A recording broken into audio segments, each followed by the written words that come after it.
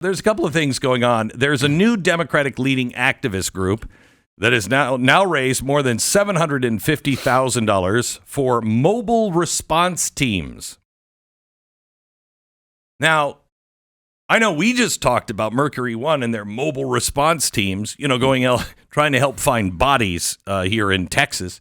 Theirs is to confront immigration and customs enforcement during raids in California. The organization is Save America Movement. It's asking for your donation so its teams can follow ICE raids in real time. The group began launching its first political ads and social media accounts in June. In a fundraising webpage, it shows they wanted to raise $1 million for the anti-ICE initiative.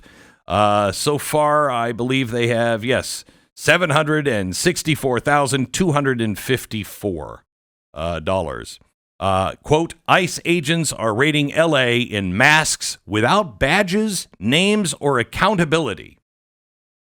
These ICE agents don't have names or badges. Really? Wow. And they wear masks. I wonder why they might wear masks. Maybe it's because the people on the streets are also wearing masks. Now, why would the people on the streets be wearing masks, Pat? I'm trying to figure that one out. Why would they be wearing masks? Perhaps they don't want to be identified. Don't want to be identified. Why? Mm-hmm. They're committing illegal acts. Okay, good. Yeah. Good. Yeah. And they know if they're identified, then the good guys will come and arrest them. But seeing that they think they're the good guys and the police are the bad guys, why would the police be wearing masks? Because the police know the bad guys will identify them and come get them and their children at night. There's one that's on the righteous side, one that is not on the righteous side. I'm trying to remember which one's which. So the Save America movement is launching its Liberty Vans. Mobile response teams with cameras, chaplains. Now, I'm just trying to imagine the chaplains that might be going with them. Chaplains, lawyers, and veterans to show the world what's happening in our communities. What is happening in the communities? I'm wondering. Now, the group announced its steering committee on June 18th. That includes Erica Alexander, Dr. Reverend William Barber, Ryan Busey, Steve Schmidt, and Billy Ray. These, at least Alexander and Barber, have spoken at the Democratic National Convention. Alexander campaigned for for Hillary Clinton. She was, campaigning for Hillary Clinton. And by the way, Hillary Clinton was so popular, she lost. Schmidt was also the co-founder of the anti-Trump Lincoln Project before stepping down in 2021. So this is just the usual suspects. Do you remember, Pat, when we were working at Fox and we were doing all that research? And remember, we would look into these organizations, we'd be like, same 12 people. Mm-hmm. Every time, same 12 people. It was like there were only 25 to 50 revolutionaries that were actually, and none of these guys were revolutionaries. All of these guys were all political figures that were all orchestrating and funding everything. It was the revolutionaries that'd be like, you go out and do that. Yeah, I'm going to be here. I got your back, though. I got your back. You should go out and blow yourself up. I mean, it's the same thing with the mullahs. The mullahs are never the ones going out. They're never like, and I'm going to show you how much I believe in this. I'm going out and blowing myself up. No. It's the same thing with the DNC. All of these people, all behind the scenes, they're using you. I don't know how you don't see that. They're using you. And then, again, on the other hand, I don't see how the Democrats don't see, no, the radicals now are using you. Now the radicals are in charge. And be afraid. Be very afraid. Because they're going to come for you before they come for me. You think they're going to eat us first, but I mean, we had this story. What was it last week? Did you see the story where Democratic politicians are now saying they're afraid of their own constituents? Yeah. Right? Yeah. They're saying their own constituents are saying, you know what, maybe you should die so we could get some attention to our cause. You know, we need some blood to be spilled for a real revolution. And the Democratic politicians are like, wait, my blood? And they got a little taste of that during the Palestinian-Israeli situation because everywhere Democrats went, they were committing genocide because they supported Israel.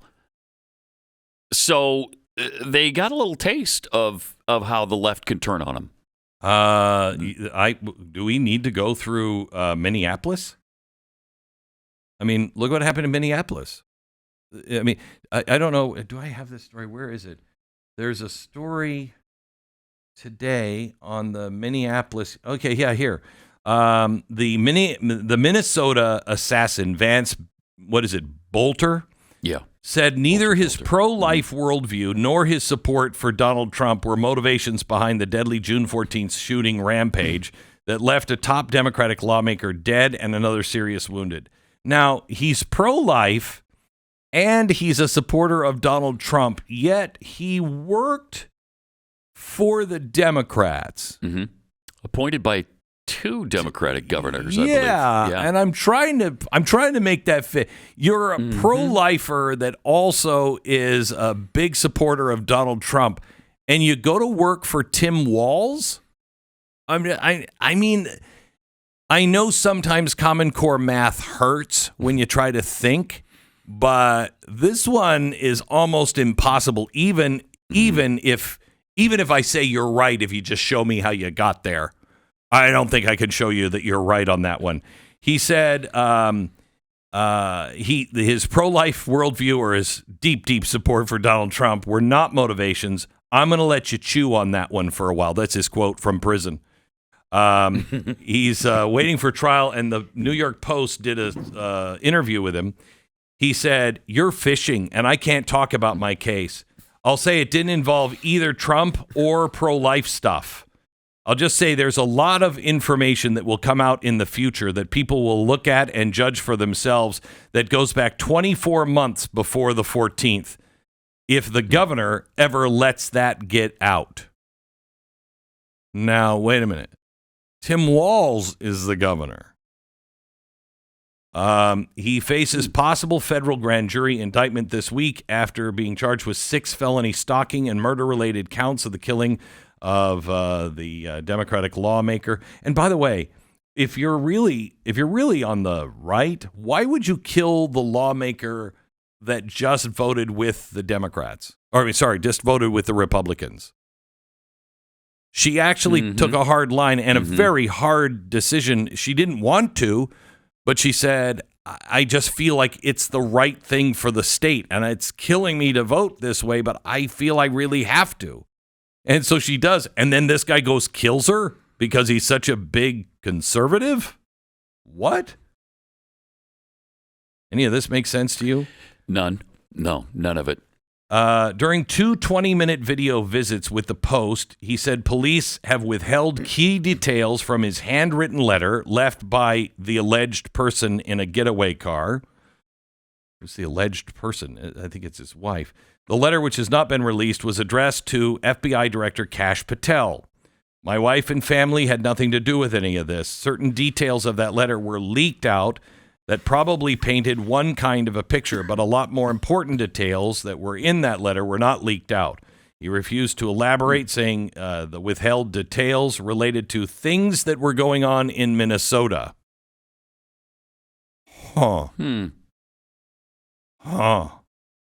I also made sure when I was arrested that they secured that letter. I made the request that they secure that letter before it gets destroyed because I was concerned somebody would destroy it.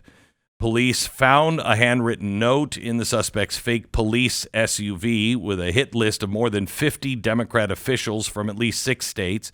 Police found other notes with directions to the Hortman home and a list of websites used to gather information on the targets.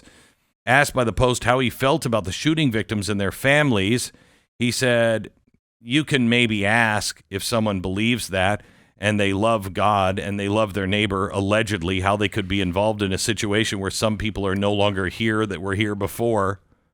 But I'll let you chew on that one, too. I don't. It's so bizarre. Wow. A little nuts. Yeah. A little nuts. Yeah. The letter left behind for the FBI also alleged that they claimed Tim Walz told him to murder Amy Klobuchar and others so he could run for U.S. Senate. Now, I can believe a lot of things about Tim Walz, but I don't believe that You don't buy that? I don't buy that. No, I don't. You know, you can believe a lot of stuff about Tim Walz, but no, I'm not going to buy that one. He would not discuss his views or relationship with Tim Walz, the Democratic vice presidential nominee. Walz appointed Boulder to a 4-year term on the governor's Workforce Development Board in December of 2019. Then the Mark Dayton, the also Democratic Minnesota governor, appointed him to another board, the same kind of board, in 2016. So the guy's been working for Democrats for a very, very long time. But pay no attention to that. Pay no attention to that. Democrats, you're fine. Your base isn't about to rise up and kill you. This, remember warning about this? In 2008 and 9, I was like, you cannot get into bed with crazy radicals. You can't.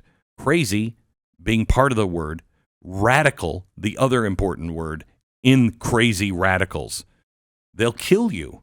When they don't think that you're taking this revolution seriously enough, which is exactly what's happening. ICE, they're now going out in the streets and they're shooting at ICE. And they know that Donald Trump doesn't want them to do that, but you're on their side. And let me see if anybody remembers where this line came from. You betrayed the revolution. Oh, yeah, that's right. Right at the gallows. I don't remember what country that was that had not the gallows, but the guillotines. You betrayed the revolution. That's what happens in revolutions. If you're not revolutionary enough for the most bloodthirsty, they come after you, and they come after you first. That's what's coming, America. What is happening, and I'm going to give you some other stories. What is happening on the streets right now is a lead up to serious trouble on the streets and bloodbath on the streets. Pray for our law enforcement. No, don't even pray about that, because what could possibly happen? If law enforcement decides, I'm not putting up with this anymore because the cities just aren't going to support them, I mean, what could possibly go wrong? We have Elon Musk and Grok 4 and his robots all ready to go. He said last week, all I have to do now is download Grok 4 into the heads of my robots, and they'll be able to take care of everything. Wouldn't that be great? We could have a robot police force.